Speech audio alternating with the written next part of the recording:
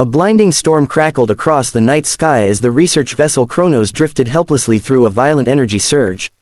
The air inside the control room hummed with static, lights flickering, alarms screaming as lightning wrapped itself around the ship like a living serpent. Dr. Aiden Cross gripped the console, his eyes locked on the trembling data screens that showed impossible readings.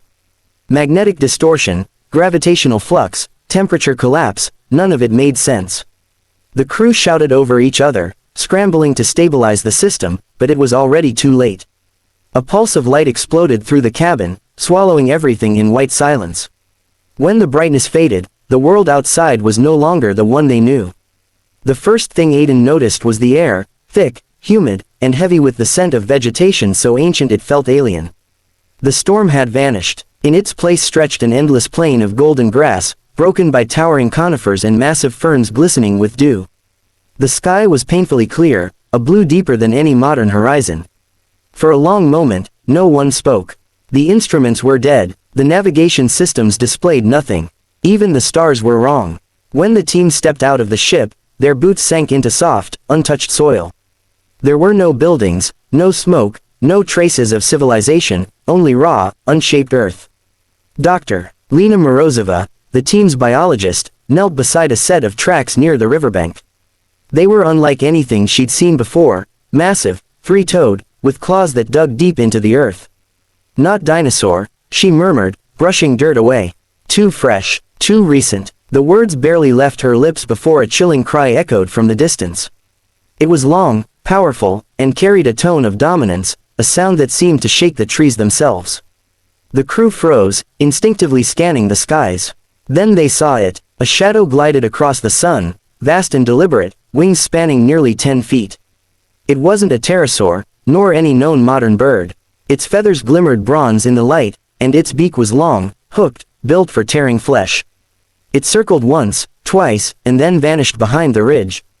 Aiden's mind raced. Could this be one of the prehistoric raptors theorized to have existed before the last ice age? A giant eagle from the Miocene epoch, perhaps. If so, this was a creature that humanity had never laid eyes on, until now. The realization hit them slowly. The air composition, the unpolluted sky, the primitive flora. Aiden turned toward the distant mountains, where the shape of volcanoes smoldered faintly against the horizon. We're not in the present, he whispered. We're millions of years behind it. As night fell, the plains came alive with strange calls, low growls from unseen beasts, screeches that pierced the stillness. Fireflies drifted in the dark, casting ghostly lights around their camp. The team gathered near a small fire, their voices hushed, each face reflecting the same disbelief and fear. They were stranded, yes, but not just anywhere. They had fallen through time itself, 15.1 million years into the past, into the Miocene era. While the others tried to rest, Aiden stayed awake, staring at the sky. The stars above seemed older, brighter, their constellations unfamiliar. Then, faintly, he heard the slow beat of massive wings. He looked up just in time to see a dark silhouette glide silently across the moon. It landed somewhere beyond the tree line, followed by a low, guttural cry. For the first time in his life, Aiden Cross, man of science, skeptic of myths, felt like prey. He reached for his journal and began to write, his hand trembling slightly. Day 1. The air is alive. We are not alone. Something rules these skies. Something ancient and magnificent. He paused as the cry echoed again, closer this time. The fire flickered, shadows dancing across the camp. The prehistoric night was only beginning, and in its silence, the world watched them back. Days melted into weeks beneath the relentless sun of the Miocene plains. The crew of Kronos had adapted as best they could, constructing a rough camp beside a winding river that glowed amber under the evening light. The first days had been full of awe, sketching ancient plants, recording species that had long vanished from modern Earth, and documenting the strange, haunting beauty of this untouched time. But soon, wonder gave way to survival. The skies were not empty, they belonged to something that hunted, something that watched with intelligence and precision. It began with small things. Shadows passing over the camp, a distant cry every morning, long and drawn out, followed by a rush of wind. Once, one of the crew's food caches was torn open, fish and dried meat scattered everywhere. At first they blamed land predators, but the claw marks on the barrels were vertical, deep, and clean, marks of talons, not teeth. The attacks grew bolder. Each time, the intruder came from above, silent as a ghost until it struck. Aiden called them, fighting eagles. They were unlike any species in recorded history. With wingspans reaching nearly 3 meters, their feathers shimmered with a dark bronze hue, giving off a metallic gleam in sunlight. Their hooked beaks could pierce through bone, and their legs, thick, muscular, and covered in scales, ended in claws the size of a man's hand. But it wasn't just their power that terrified the team. It was their coordination. They hunted in pairs, moving with intelligence that went beyond instinct, as if they understood the human's every move. One afternoon, Aiden and Lena ventured into the valley to collect samples near the foothills. The air was calm, the wind light, and for a brief moment, they almost forgot the danger above. Then came the sound, a piercing screech that cut through the silence. Lena froze. Aiden's eyes darted upward. 2 eagles were circling high above, their wings beating slowly, almost lazily, as if waiting for the perfect moment. Before either could react, one dove straight down, cutting through the air at terrifying speed. Aiden shoved Lena aside just as the bird's talons raked across his shoulder, the impact knocking him to the ground. Blood soaked his sleeve as the eagle soared upward again, joining its partner in a wide spiral. Lena dragged him beneath a cluster of trees, both breathing hard. The predators didn't follow. They stayed above, circling, watching. When they finally retreated into the clouds, Lena whispered what they both feared. "They're studying us." By the time they returned to camp, panic had taken hold.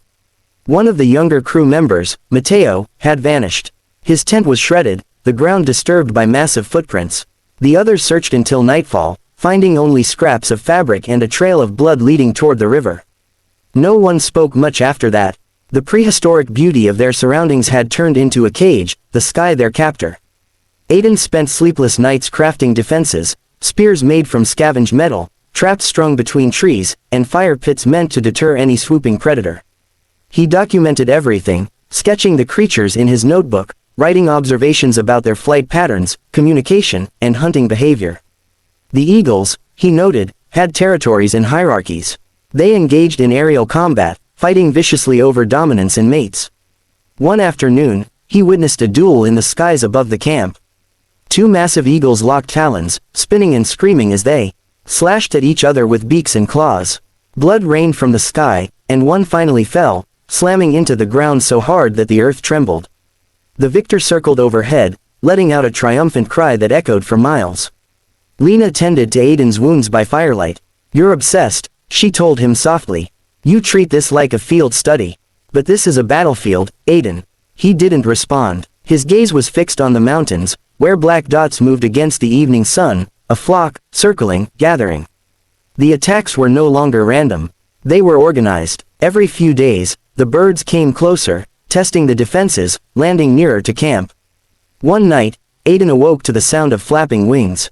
Not above, but beside the tents. He crept out, heart pounding. A massive shadow loomed at the edge of the firelight, eyes gleaming gold. The eagle stood motionless, studying him. Its head tilted, curious, almost human in its intensity. Then, as quickly as it had appeared, it launched itself into the sky, the downdraft from its wings extinguishing the flames. Darkness consumed the camp, and the sky above came alive with movement. Dozens of shapes drifted across the moon, silent and vast. The crew huddled together, their fear raw and wordless. Somewhere in the distance, the first of the fighting eagles screamed, a sound that promised the next dawn would bring blood. The storm had returned. It began as a low hum in the sky, a vibration that rippled through the ground and set the river trembling. The same energy surge that had brought the Chronos here now churned above them in dark, furious clouds. Lightning forked across the horizon, illuminating the valley in blinding flashes of white. The team knew this was their only chance. The readings from the ship's broken instruments suggested a brief alignment in the temporal field. If they could power the core again, just for a few minutes, maybe they could return. But the skies were no longer theirs. The eagles had been waiting. From the cliffs came the first scream, deep, commanding, almost royal. Dozens of massive birds rose from the treeline, their wings cutting through the air like thunder. The largest of them led the charge, a golden male scarred from countless battles, its feathers streaked with black soot. Its cry silenced every other sound in the valley. Aiden felt the vibration in his chest before he even saw it descend. The fighting eagles were coming not to hunt this time, but to destroy. Lena and the surviving crew raced to the camp, dragging cables and power cells toward the Chronos. The wind tore at their clothes, the air charged with static. "We only need 60 seconds," she shouted, but her voice was drowned by the roaring storm above. Aiden looked up. The sky was alive with movement. Eagles circled in coordinated formation, their silhouettes weaving through lightning bolts like living weapons.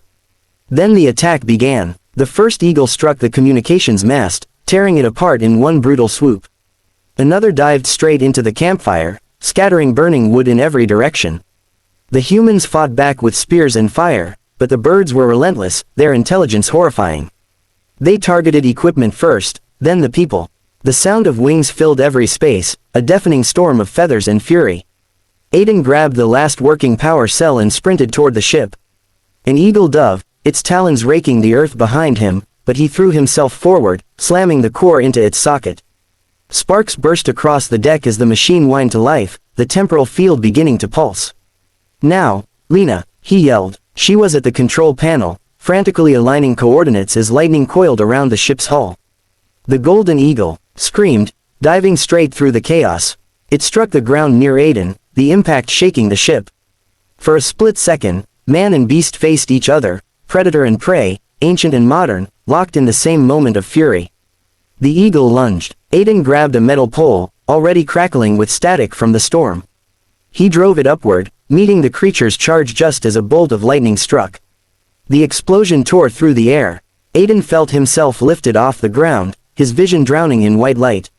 The last thing he saw was the eagle's wings folding around him, feathers burning like molten gold as the world vanished in a blinding flash. When silence returned, he was lying on cold metal. The Chronos' control room flickered weakly to life. Outside the windows, he saw the skyline of the modern world, skyscrapers, lights, and storm clouds rolling over a familiar city. They had made it back. Or so he thought. He stumbled to his feet, dazed and bleeding, his arms seared with deep talon marks that still smoked faintly. Lena was gone. The others too. Only the echo of the storm remained. He stepped outside into the rain, every drop cold and sharp, grounding him in the present. The world was quiet again, but something felt wrong. Lying beside the ship's ramp was a single feather, massive and gleaming gold, unburned despite the lightning. Aiden picked it up slowly, his hand trembling. The feather shimmered as if alive, veins glowing faintly beneath the surface. He looked up at the storm above, where thunder rumbled like distant wings. For a moment, he thought he saw movement in the clouds, something vast gliding through the lightning, circling, watching. Then it was gone. Aiden turned the feather over in his hand, feeling its warmth pulse like a heartbeat. Somewhere, far beyond the veil of time, the prehistoric sky still called to him. The fighting eagles were not just a memory. They were a reminder that nature, no matter how ancient, never truly dies. It only waits for the storm to return.